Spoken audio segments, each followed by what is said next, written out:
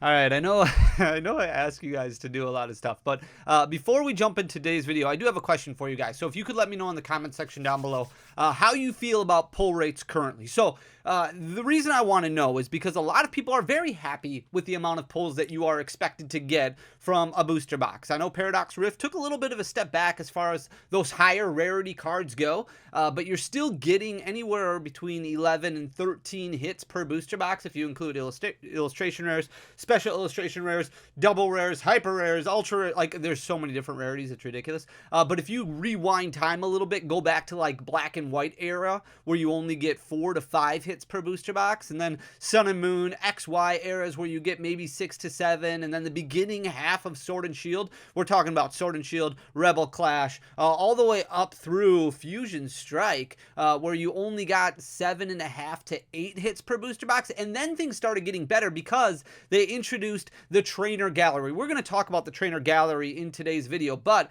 I do want to know how you feel about pull rates, because while some people are excited about them being better and getting more hits, more bang for your buck, some people are rather frustrated because it devalues the cards a little bit, right? Like it's all the whole idea behind supply and demand, because there are more copies of specific cards that are coming out. They're easier to pull. That shrinks the value down a little bit. And I can see both sides of the coin. So I am very curious to see what your thought process is when it comes to pull rates. Do you think it's better to have these more accessible, where it's easier to pull some of those chase cards? We're talking like Obsidian Flames, that Charizard card, the special illustration rare Charizard, was 1 per case. Like, that's not bad at all when you consider the fact that pulling an alternate art Giratina, for example, from Lost Origin is like 1 out of what seems like 2 million packs. It takes a long time. But I do want to talk about the trainer gallery, because that was the first time where we really started seeing this giant improvement in pull rates, because they added a bunch more specialty cards to the set. Now, that the trainer gallery was not part of the main series set. There was a subset that was created starting with Brilliant Stars, and it went through the last 4 sets of the Sword and Shield block. So we've got Brilliant Stars, Brilliant Stars, Astral Radiance, Lost Origin, and then Silver Tempest, all featuring this trainer gallery subset where you got 30 cards that were basically inserted into booster packs that would appear during the reverse hollow slot of your booster pack. So you could get basically a double banger, what we call a double banger, where you get a trainer gallery card or a radiant card, and then you also get an ultra rare right behind it. Now, we didn't have that in Paradox Rift. It seems like Pokemon kind of took a step back from that. We'll see what happens with the next main series sets as they come out. But those 4 sets introduced higher pull rates, or what seemed like higher pull rates, because there were more ultra rare cards that then got added to booster boxes. And it is very interesting to look at pull rate data from the trainer gallery subsets, because a lot of these have fantastic artwork, almost giving you the appearance of alternate arts. And then the trainer gallery subsets kind of stopped. We introduced the Galarian gallery with Crown Zenith, and then they were no longer in existence starting with Scarlet and Violet. But that's when they introduced the illustration rares and the special illustration rares, which also could appear during that reverse hollow slot. So it still is possible to get double bangers up until Paradox Rift. But we're going to look at the pull rates quickly for the trainer gallery subsets from the Sword and Shield block, because right now the Pokemon market continues to just be in a very interesting situation where you can add a lot of cards for cheap prices, especially cards that you might be missing through your master set. So if you're looking to shore up some master sets, especially from the Sword and Shield block, now might be the time to really start focusing on Sword and Shield era. So I wanted to kind of go over trainer gallery cards just to give you an idea of where some of the prices are at, because if you're missing any of them, now might be the time to start looking at them. Pull rates are a little bit interesting for them. So we're gonna stop rambling, and we're gonna talk about the trainer gallery subset. So again, this spans the 4 sets through the Sword and Shield block, from Brilliant Stars all the way up to Silver Tempest. There's 30 cards in each set. So 30 cards in Brilliant Stars, Astral Radiance, Lost Origin, and Silver Tempest. 30 different cards. You're going to be averaging about 4.31 trainer gallery cards per booster box that you open. So every 36 packs that you open up a Silver Tempest, you should be getting about 4.31 trainer gallery cards. Now, the majority of these are made up of the first half, the first chunk of trainer gallery cards, or the first 13, the first 12 cards, TG1 through TG12. And those are easily noticed, because they don't really have, they have a sheen to them, but they don't really have a texture. There's a texture that happens once you hit that TG13 number. So trainer gallery number 13 to trainer gallery number 30, those 18 cards typically have a little bit of texture associated with them. And the last 2 cards are usually those black and gold or green and gold, like the Rayquaza, that are made up of TG29 and TG30. But you're getting training about 2.95. The easier pull rates are the first 12 cards from the Trainer Gallery subset. So if we look at Lost Origin, for example, you have that Sleepy Pikachu that's in Lost Origin. Very, very cool looking card. Sells for about a few dollars. Not a ton of value behind it because it is easier to pull, and there's only 12 of those first half of the Trainer Gallery, the 1 through 12. The Charizard from Lost Origin, another really cool card. Obviously Charizard hanging out with Leon there, another card that's a little bit easier to pull. But if you look at the back half of Lost Origin, you've got the Pikachu V, you've got the Pikachu VMAX. Those have a little bit of texturizing to them, so they're a little bit more difficult to pull. You're only getting about 1.36 of those Trainer Gallery cards per booster box, so a little bit more difficult to pull. And while that is interesting data is because let's assume for a second that you pull perfect. You open up, you're like, I'm going to open up Lost Origin boxes until I pull every single Trainer Gallery card. So the first 12 going to be pretty easy to pull, right? Because you're almost getting 3 per booster box. The second 18, the back 18, a little bit more difficult because you're only getting 1.36 per booster box. So that means you're going to have to open up over 400 packs if you pull perfectly. So each of those TG 13 through 30 is going to have a pull rate of a little bit worse than 1 out of every 400 packs. So more than a case. So you're going to have to open up roughly 500 booster packs of Lost Origin in order to pull all of the back half of the Trainer Gallery. Every single Trainer Gallery card, the back half, that 13 through 30, is going to have a pull rate of about 1 out of every 476, somewhere around there. Booster packs is what it's going to take. Now, it's almost impossible to pull perfectly. There's going to be times where you get duplicates or triplicates, and you might be like, oh my goodness, I can't pull this Pikachu VMAX from the Trainer Gallery to save my life. That's got to be the hardest card to pull. I do fully believe that rarities are printed evenly. They're dispersed evenly on a sheet and then cut down. I do think that maybe batching is an issue, but when you start thinking about that, that's a lot of packs, 476 booster packs in order to pull basically every single Trainer Gallery card. So 1 out of 476 packs in order to pull a singular Pikachu V or a singular Pikachu VMAX. Very, very interesting. But if you look at the Trainer Gallery cards that we're talking about, that back half of the Trainer Gallery card, back half of the Trainer Gallery set, there's only 12 in existence. Only 12 Trainer Gallery cards that have been printed that are in double-digit pricing. And most of them are selling for right around $12, $13, $14, $15. There's not a whole lot of them that are selling for ridiculous amounts. So going through the Trainer Gallery, we're just going to go through those 12 that are selling over $10, and a lot of them really heading in the downward direction, which is very, very interesting to look at. So the Starmie V is the most expensive one. This is from Astral Radiance. You can see Misty hanging out there on the pool float. Very cool looking card. A lot of people big fans of this. This kind of spiked right after the set release, and it continued to go up gradually until like August of 2023. That's when it really started shooting up. A lot of people thought, okay, maybe this card is getting bought out, but it jumped up to $55.86, which was the high point it's ever been at. And then all of a sudden, it just fell apart. Like, it just backed off a lot. The market has shifted so much that even like situations where buyouts might be happening aren't working. Like, the bottom just fell out completely and dropped all the way back down. Now it's sitting at $35.89, which is actually only about 10% higher than its one-year low, which it hit in May of 2023 of $31.14. So this card definitely trending in the downward direction. I don't know if we'll see it back at that $31.14 mark, but it might get pretty close, and it's definitely well off from its one-year high of $55. If we look at the Pikachu VMAX, which we were talking about before, this one is from Lost Origin.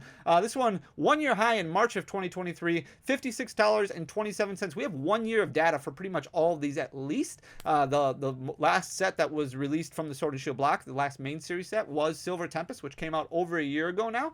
So it's very interesting to look at how things have fallen, especially over the past several months here. But that Pikachu VMAX was trending in the upward direction at the beginning of the year. It hit $56.27, but look at what it's done since then. Really fell apart in April and May, dropped all the way down, lost about $16, dropped down below $40, and then leveled off a little bit, but then in October kind of fell down even further. Now it's sitting at $32.24 as a one-year low, so it's just above that right now at $32.52, but basically at its one-year low. Same thing with the Rayquaza VMAX. This is from Silver Tempest. It's the most expensive card when it comes to the Trainer Gallery from Silver Tempest. You can see in December of 2022, this card continued to trend trend in the upward direction. It hit $49.27, and then very steady declines all the way up until August of 2023, where it started coming back a little bit and then fell apart again. It hit $27.19 at the beginning of November. That was its one-year low. It rebounded a little bit to $30.31, but still trending in the downward direction. The Umbreon VMAX has really been all up and down, all over the place. This is the most expensive trainer gallery card from Brilliant Stars. You can see trending down all the way up until May of 2023. That's where it hit its one-year low